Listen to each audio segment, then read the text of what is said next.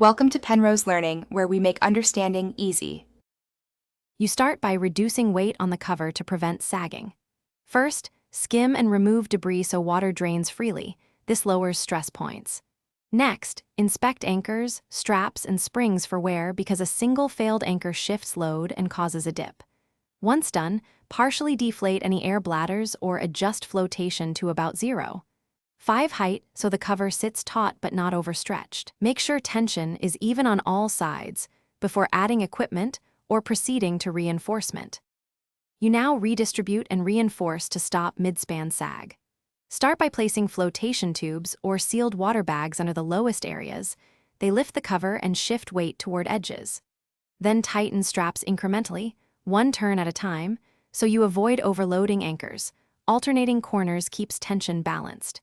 If your cover supports a center pole or cross bowl, install it next to provide a high point that sheds water. These actions change how the load travels, preventing the cover from collecting pools of water. You finish by testing and making final corrections. After a heavy rain or sprinkling, inspect the cover while it's loaded.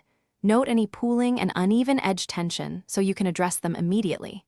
Tighten or replace worn anchors and add secondary tie-downs where necessary to distribute force.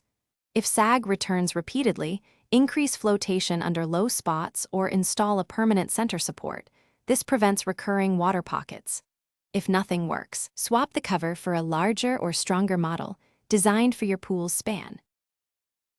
Thanks for watching. If this was helpful, leave a like and consider subscribing. See you next time.